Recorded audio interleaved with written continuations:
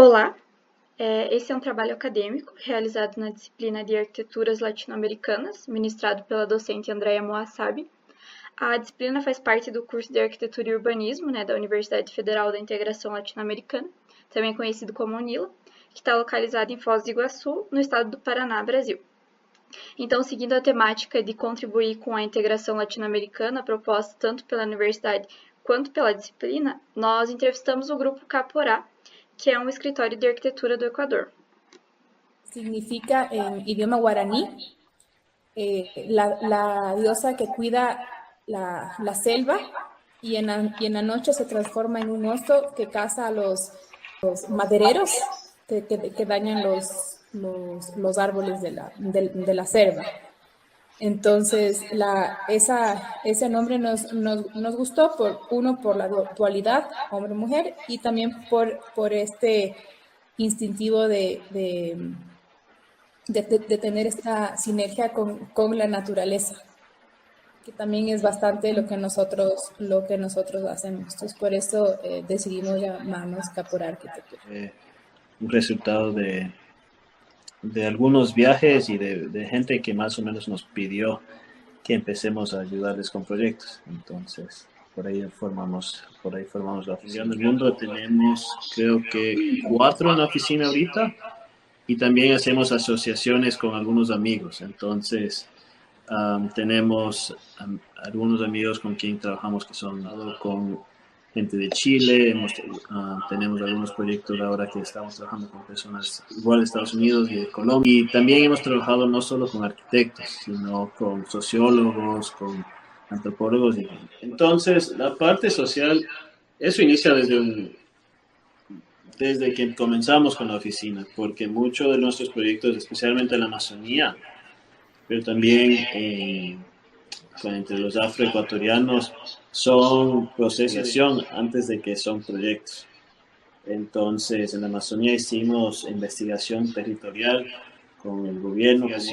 No sé si han escuchado alguna vez del IRSA, o sea, hay una serie de proyectos a nivel continental, algunos de ellos, y uno de ellos era cogiendo barcazas desde Manaus, desde Belém, cruzando el Amazonas y saliendo por Ecuador en camino a China. Entonces, a partir de investigar el efecto de estos tipos de proyectos hasta internacionales, o sea, en toda Latinoamérica, empezamos a conocer a algunas de las personas que hubieran sido, y comunidades que serían afectadas. Y algunos de los proyectos después que desarrollamos como arquitectura salen de esas investigaciones. Lo mismo en la costa de Ecuador y esas relaciones con muchas comunidades nos empiezan a abrir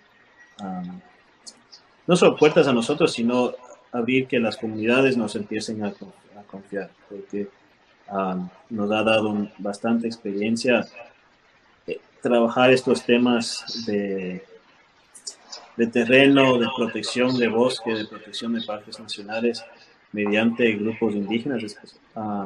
Es todo un trabajo político. Entonces, mucho del trabajo que nosotros hacemos para desarrollar un programa, para desarrollar los elementos de un proyecto, parten de un pedido político de nuestros clientes. Entendiendo no solo la forma, sino el pensamiento, porque muchas de las construcciones indígenas o vernáculas están alineados con otras directrices, o sea, hay veces que están alineadas por temas hasta religiosos, por temas del sol, o sea, de que coincide con una puerta con el solsticio, y eso es algo muy importante para ellos. Entonces, entendiendo todos esos elementos que son más allá de un modernismo o de las reglas que uno aprende en las clásicas, digamos, de ahí puedes empezar a jugar. Entonces, por ejemplo, este proyecto que es con unos estudiantes en Panamá, fue una construcción en que trabajamos con la comunidad, pero empezamos a hacer construcciones con almas, o sea, ya llevas la construcción clásica de ellos y usamos algunas de las juntas que los mismos comuneros nos enseñaban, y enseñábamos a usar otras juntas que nos permitían luces más grandes, y empezábamos a hacer como un intercambio. Entonces, porque muchas veces lo que nos piden las comunidades es porque justamente ellos no han hecho algo tan grande antes o no han tenido esa necesidad antes, si es el caso de un hotel o si es el caso de tal vez un centro comunitario, alguna cosa así. No hay una tipología dentro de su arquitectura que es exactamente aplicable a eso. Entonces lo que hacemos es aprendemos de ellos, y tratamos de aprender no solo de su arquitectura, sino de todos los elementos de su vida, de su cocina, de su forma de trabajo, y de ahí cogemos ingredientes y eso se empieza a, a vincular a la arquitectura. También a veces sus leyendas, o sea, la forma que vivían sus antepasados, que ya no Más viven. difícil para trabajar con una comunidad es ingresar y que te crean, que ellos confían en ti. Por ejemplo, con la Fundación Oshun pudimos entrar a bastantes pueblos y comunidades afroecuatorianas en el norte del país, que es frontera con Colombia, gracias a esta fundación, y nos dejaban entrar, porque tampoco es que puedes llegar y decir, bueno, permiso, sino tienes que tener este proceso. Entonces está también vincularse con estas ONGs es Ellos beneficioso. nos proponen ideas y después nosotros estudiamos la idea que nos dicen y también estudiamos las otras condiciones del pueblo. O sea, vamos y observamos. Y tenemos talleres y decimos, ok, nos pidieron esto, vemos que hay estas otras cosas que que nosotros hemos visto. ¿Ustedes creen que son también ideas buenas que se deberían tratar o tienen otra solución que no es necesariamente arquitectónica, sino que solo nosotros no lo habíamos visto y vamos teniendo una conversación de, ok, nos pidieron un lugar de baile, pero también vemos que hay niños que se quedan sin un lugar después de la escuela. Entonces, ¿podríamos tener eso como un elemento? ¿Cómo podría funcionar eso dentro? Claro. Vamos Y, complementando. y de la misma forma que se va creando el proyecto arquitectónico, se tiene que ir creando el proyecto social si no existe previamente. A veces existe, es más simple, pero a veces el proyecto social también tiene que por lo menos afinarse, digamos, tiene que trabajarse también para poder llegar a un proyecto específico. Entonces, A la final, no sé si puede ser un cubo de 4 paredes o lo que están viendo ahora. Lo importante es ver un antes, un presente y un después. Cómo la arquitectura tiene ese proceso de tiempo.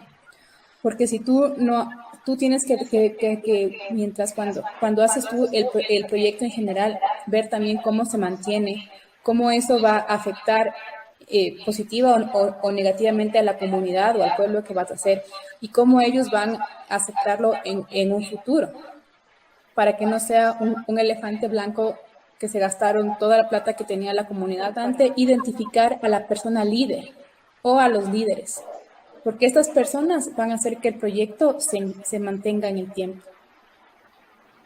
porque ellos van a hacer que la comunidad vaya progresando poco a poco y vaya apropiándose del gráfico. Tienes que los planos típicos con las medidas no son tan entendibles, sino la idea es llevar maquetas, los renders sirven bastante, pero también las axonometrías donde se explica donde se explica cómo es la estructura, por ejemplo, para gente adinerada.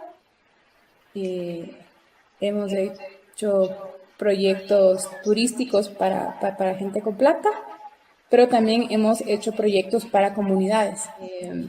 Para nosotros, lo que más nos enriquece, se puede decir, son estos proyectos un poco más alternativos, pero también estamos dispuestos a hacer este otro tipo de proyectos si es que en verdad existe un reto.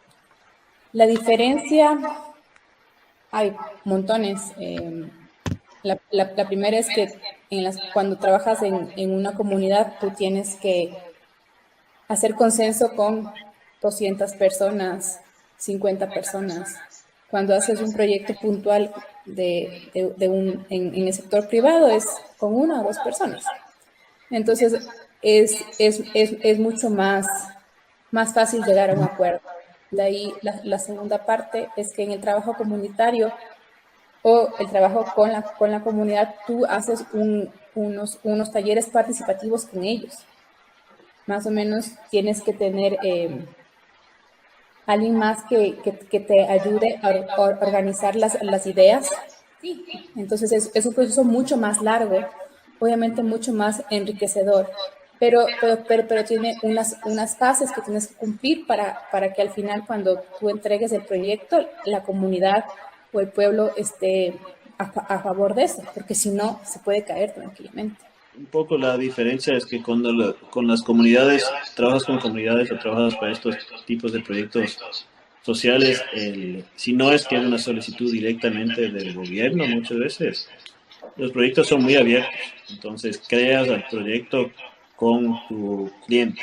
Y sí, como Paula dice, tienes que llegar a un consenso, pero varía mucho lo que te piden como arquitecto, porque muchas veces los arquitectos llegamos y nos dicen quiero un edificio con tantas oficinas o quiero una casa con tantos dormitorios, etcétera. Pero acá en muchos de estos proyectos no se sabe exactamente qué es lo que de verdad quieren, o es muy diferente a veces lo que quieren a lo que necesitan. Y Creo eso, que usamos bastante tubos de perforación petrolera, porque esos son reciclados de las petroleras de aquí en el Ecuador, y esos tubos se regalaban a las comunidades. Entonces era un elemento, 1, que es reciclado, 2, que era gratis, y 3, que daba bastante, que servía para un sistema estructural muy beneficioso para lo que se quería hacer. Pero todo depende de lo que se tiene en el lugar, de la plata que existe decimos pero sí tratamos de mantener los ojos muy abiertos, para que no solo sea aquí solo se puede hacer con hormigón, o aquí solo se puede hacer con acero, o aquí se necesita vidrio porque sí, sino es un trabajo de hacer pruebas. pruebas, maquetas de escala 1, o sea, y ver y trabajar no solo con albañiles, hemos hecho techos que hemos trabajado con gente que hacía botes, porque estábamos trabajando con fibra de vidrio, por ejemplo, en un lugar donde hacían muchas canoas. Entonces, no es solo materiales locales que son digamos, de los árboles locales, porque hay mucha piedra, sino qué son las industrias locales, qué son las cosas que te rodean, con estudiantes de ingeniería y ingenieros civiles. Y lo que pudimos hacer es que el ostión triturado se servía casi como un aglomerado, como que fuera un cemento. Como una Y cal. sí, entonces con eso se podía hacer bloques y construir las casas, o construir este proyecto, pero la idea era que de este proyecto ellos vean el sistema constructivo y puedan de esa manera construir también. No siempre salimos con edificios con mucho vidrio, con muchos hormigones, porque eso son estrategias que son importadas, requieren sistemas que no son muy del lugar. Entonces tratamos de hacer, no todos los edificios son pasivos, pero la mayoría no necesitan aire acondicionado, o sea, tratamos de trabajar con aislamiento porque es lo que la gente usaba antes. Lo que más impacto ha tenido es el primero que hicimos, la verdad. El torre del Napo Wildlife, y eso también un poco por cosas fuera de nuestras manos. Un emblema que utilizaba bastante el gobierno nacional para como que mostrar su vínculo con las comunidades. Entonces se promocionó bastante por temas nacionales. Y dos, se convirtió en un punto de referencia para muchas otras comunidades, especialmente amazónicas, pero a nivel nacional, porque entonces el proyecto del Napo Wildlife creo que ha tenido un impacto social en varias partes de la sociedad, por distintas razones. Uno, todavía hay mucha idea de que las personas pueden construir su propia casa, y eso es algo que, por ejemplo, en Estados Unidos ya no se hace mucho si no tienes mucho dinero. Y creo que también hay una idea de,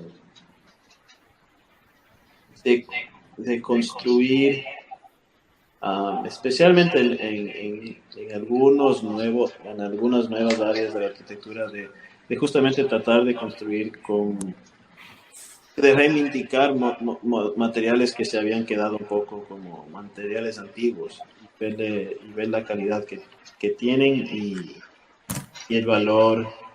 um, El otro es justo la variedad de clima que obliga a poder construir de muchas formas. Entonces tienes una combinación rara en la cual tienes poca industria, o sea, tienes pocas posibilidades de importar.